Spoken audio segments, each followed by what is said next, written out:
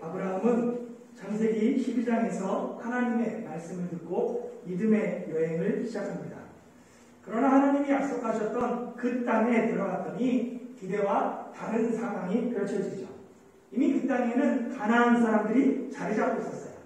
그래서 그 땅 이름이 가나안인 거죠. 설상가상으로 가나안 땅에 기근이 심하게 됩니다. 그래서 아브라함은 기근을 피해 이집트로 내려가요. 이집트에는 나일강이 있기 때문에 풍부한 물이 있었습니다. 그러나 이집트로 가까울수록 이 아브라함 마음에 불안이 있었죠. 아름다운 아내 때문에 자신이 죽을 것이다 라는 두려움이 몰려옵니다. 그래서 아브라함은 이집트에서 아내를 누이라고 소개해요. 그것이 말이 씨가 되어서 결국 이집트의 왕 바로가 사례를 데려가며 아내를 데려가며 아브라함에게 많은 재물을 줍니다. 아무 말도 하지 못하는 그 아브라함을 대신해서 하나님이 바로와 그 집에 큰 재앙을 내리셔서 아내를 되찾게 하시고 다시 가나안 땅으로 돌아오게 하십니다. 아브라함이 이집트에 내려갔다가 가나안 땅으로 다시 돌아오는 이 사건은 먼 훗날 이스라엘 자손들의 출애굽 사건의 대표가 돼요. 그래서 두 사건에는 네 가지 공통점을 가지고 있습니다. 첫 번째는 뭐냐면 둘 다 기근 때문에 이집트로 내려갔다는 거예요. 아브라함이 가나안 땅에 기근을 피해 이집트로 내려간 것처럼 야곱과 그의 아들들은 가나안 땅에 기근을 피해 이집트의 총리로 있는 요셉에게로 내려가게 됩니다. 두 번째는 이집트에서 어려움을 겪습니다. 아브라함은 바로에게 아내를 빼앗기고 야곱과 그의 12아들의 후손들은 이집트의 종이 되어서 중노동에 시달리고 있습니다. 세 번째는 재앙을 통해 하나님이 그들을 바로의 손에서 구원하셨다는 거예요. 하나님이 사례의 일로 바로와 그 집에 큰 재앙을 내리시고 이스라엘 자손을 출애굽시키기 위해 이집트에 10가지 재앙을 내리십니다. 그걸 통해 그들을 구원하시죠. 네 번째는 그들이 나올 때 풍부한 재물을 가지고 이집트를 나왔다는 거예요. 아브라함이 이집트에서 나올 때 가축과 은과 금이 풍부했습니다.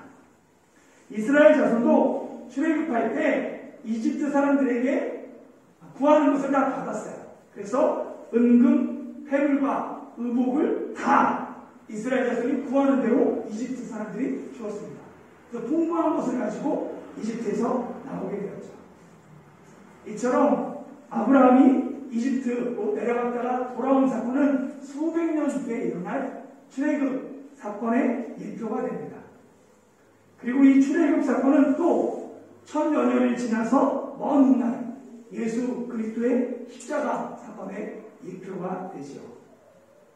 아브라함의 이집트 사건, 이스라엘 자손의 출애굽 사건, 그리고 예수님의 십자가 사건은 모두 구원은 우리의 노력이나 공로가 아닌 오직 하나님의 은혜다라는 공통점을 가지고 있습니다.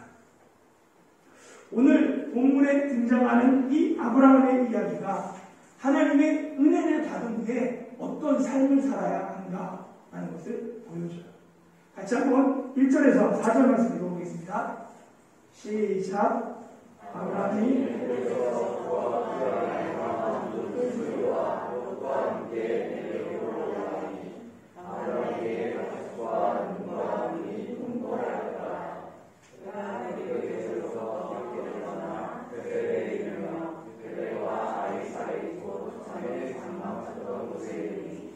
그가 처음으로 제단을 쌓은 곳이라.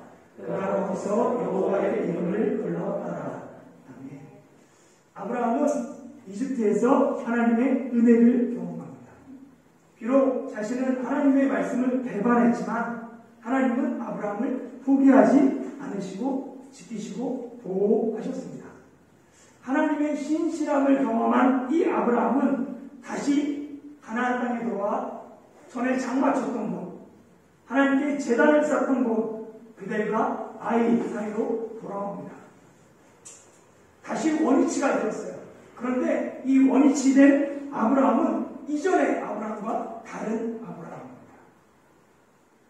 이집트를 통해서 하나님의 은혜를 경험한 아브라함이 되는 거예요. 누가복음 15장에 보면 탕자의 비유로 알려진 유명한 비유가 나옵니다.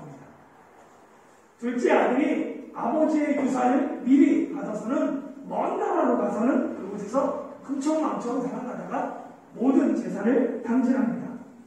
이 둘째 아들 방탕한 사람이라는 뜻으로 탕자라고 불러요. 돈 있을 때는 주변에 친구들이 가득하죠.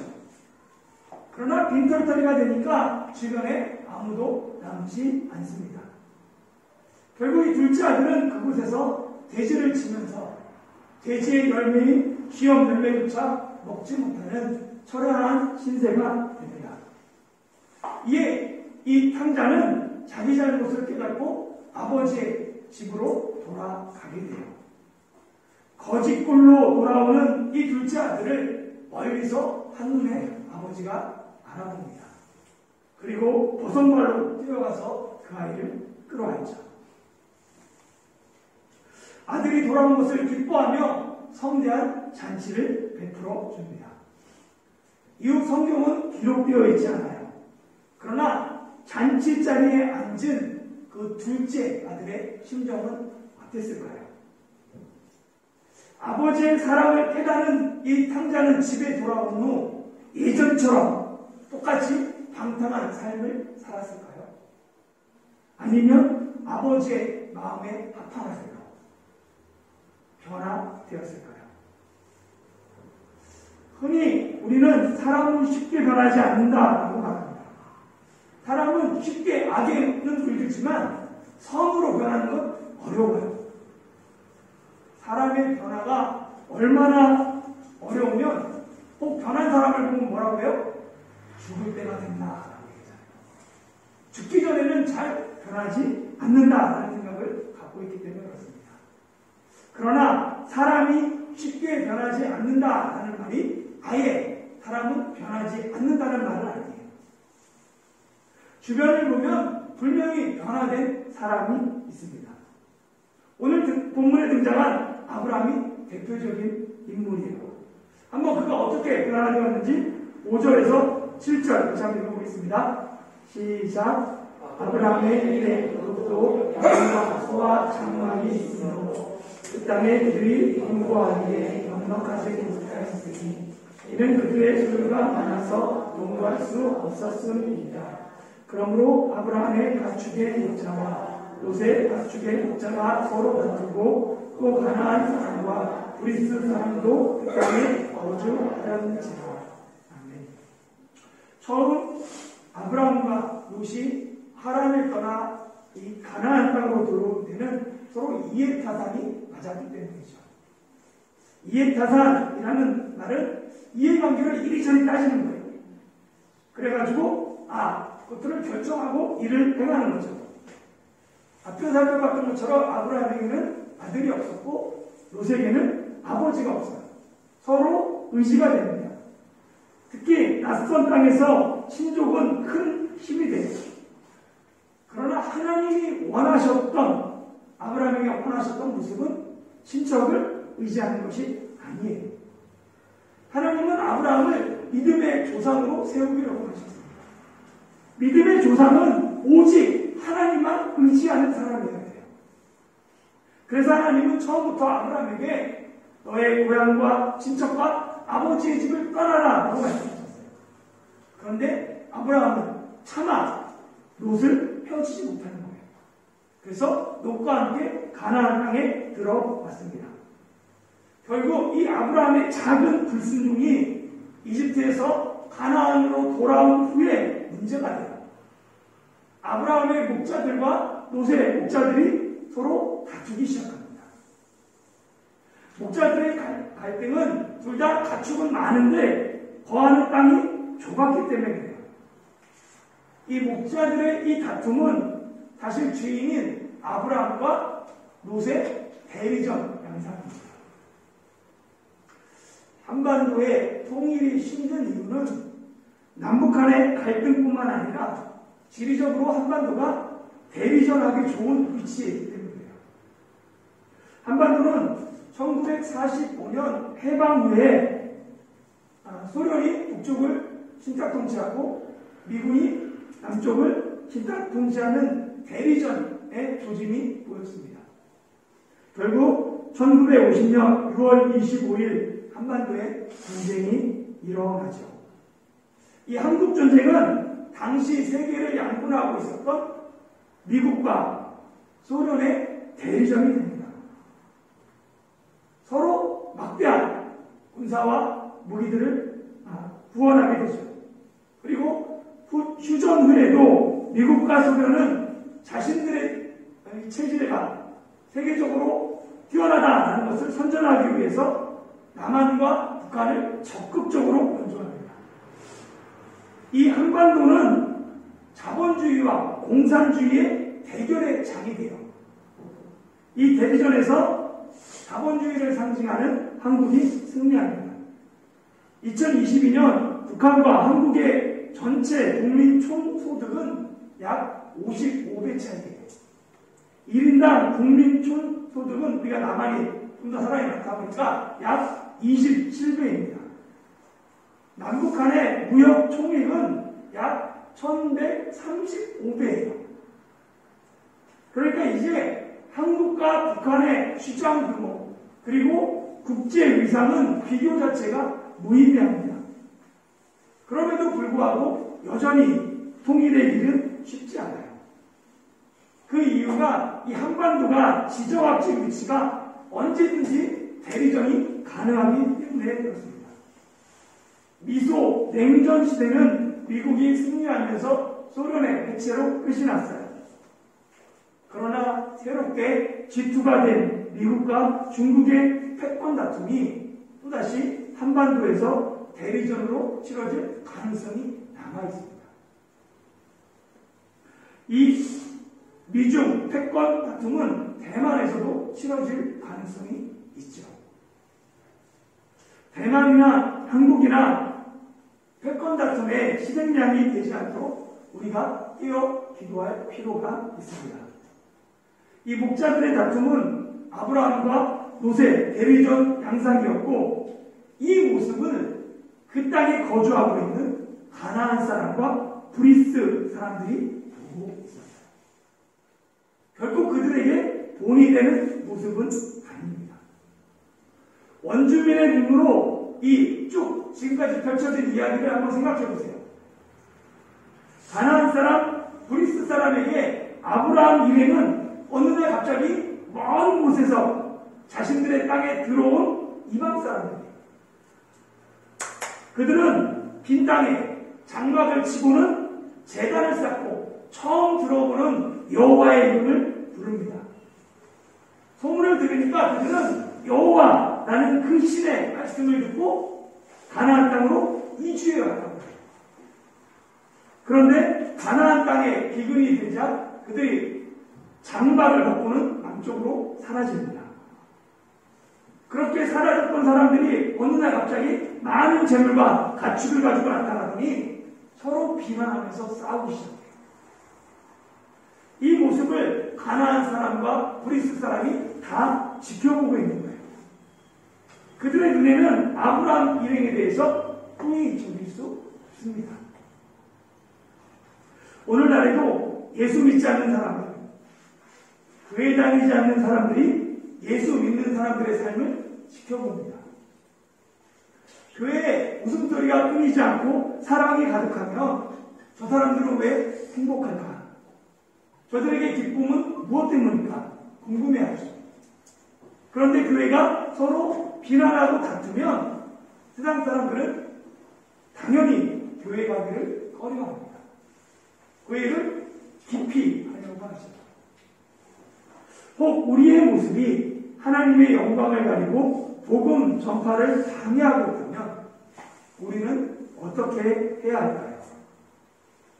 아브라함은 목자들의 다툼이 더 커지기 전에 이 문제를 해결하고자 합니다. 그래서 노색에 이런 제안을 해요. 8절 9절 말씀 읽어보겠습니다. 시작. 아브라함이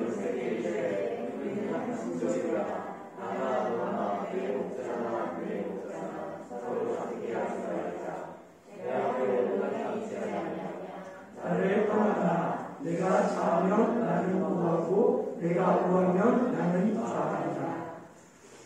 아브라함은 노색에 우리는 한 신족이라고 말합니다. 아브라함은 노색에 자신의 섭섭함을 이야기하거나 어떻게 나한테 이럴 수 있냐 아니면 누구의 잘못을 따지지 않습니다. 먼저 우리가 한 가족이다라는 것을 상기시켜요. 문제가 발생했을 때 자신의 섭섭함 또는 시시비비를 따지는 문제 따지다 보면 문제를 더 복잡하게 만듭니다. 서로 상처가 더해질 뿐이죠. 그래서 문제가 생겼을 때 가장 먼저 점검해야 될 것은 우리가 한 가족인가 하는 문제예요. 예수 그리스도의 피로 한 몸 이룬 형제, 한 몸 이룬 자매라면 옳고 그름을 따지기보다 용서하고 사랑합니다.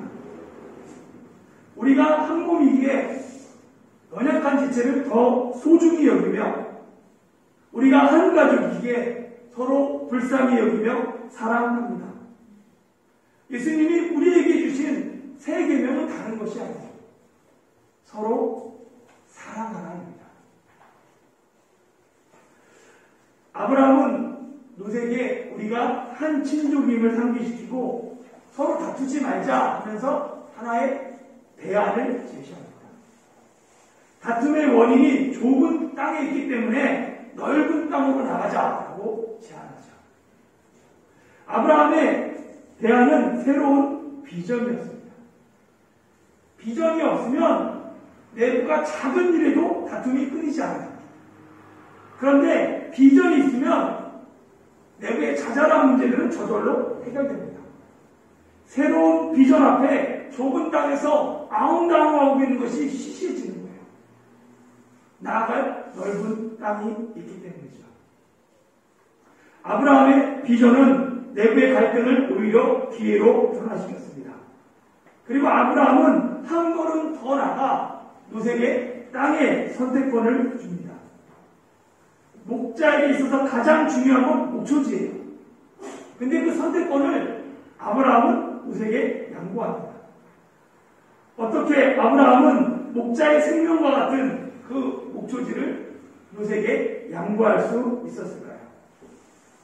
우리가 아는 지금까지 살펴본 아브라함은 자신의 전 재산에 걸린 이 문제를 조카에게 양보할 사람이 아닙니다. 처음 하나님이 아브라함에게 보여줄 땅으로 가라 하고 명령하실 때도 하나님이 이런저런 약속을 해주셔야 그가 출발했어요. 그럼에도 불구하고 약속을 받았음에도 불구하고 그 땅에 기근이 들자 바로 이집트로 내려가서는 나 살겠다고 아내를 위험에 빠뜨렸던 사람입니다. 그런데 이런 아브라함이 노색에 내가 좌하면 내가 우하고 내가 우하면 나는 좌하리라 하며 땅을 양보합니다. 아브라함의 변화는 무엇 때문일까요? 무엇이 자기밖에 모르던 아브라함을 변화시켰을까요? 바로 이집트에서 경험한 하나님의 은혜입니다. 자기 살겠다고 아내까지 팔아먹던 아브라함이 하나님의 은혜를 경험하니까 노색의 땅을 양보합니다. 하나님의 은혜를 체험한 사람만이 다른 사람에게 양보할 수 있어요. 은혜를 맛봐야 넉넉한 마음이 생기고 주변을 돌아볼 여유가 생깁니다. 아브라함은 이집트로 내려갔다가 큰 실패를 경험했어요. 그러나 그 실패가 도리어 하나님의 은혜를 경험하는 계기가 되었습니다. 그리고 그 경험이 아브라함의 믿음을 성장시킵니다. 값없는 하나님의 은혜를 경험했기에 아브라함 역시 롯과의 갈등에서 값없이 양보할 수 있었습니다. 아브라함이 양보하지 않았다면 이집트에서 바로에게 내가 어찌하여 나에게 이렇게 행하였느냐 책망 들었던 것처럼 아브라함은 또다시 가나안 사람과 브리스 사람들에게 업신여김을 받았을 것입니다. 그들의 업신여김은 단지 아브라함에게 그치는 것이 아니라 그가 믿고 섬기는 여호와 하나님께로 이어졌을 것이죠. 믿음이 없을 때는 자신의 이익이 가장 중요합니다. 그러나 믿음이 있으면 내가 아니라 하나님이 중요해요.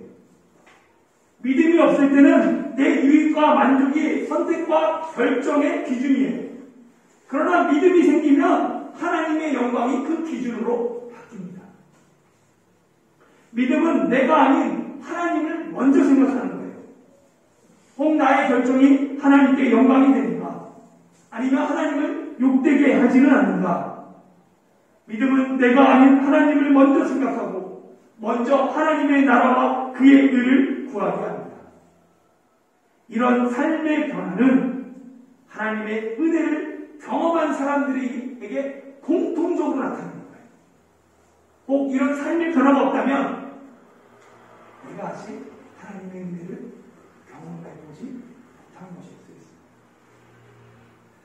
이집트에서 하나님의 은혜를 경험한 아브라함은 자기 중심성에서 벗어나 하나님 중심으로 문제를 해결합니다. 이런 아브라함의 믿음은 믿지 않는 사람들에게까지 본이 되었습니다. 그러나 아브라함과 달리 롯에게는 믿음이 없었어요. 그래서 롯의 선택은 하나님 중심이 아닌 자기 중심의 선택을 하게 됩니다. 10절에서 13절 말씀 같이 읽어보겠습니다.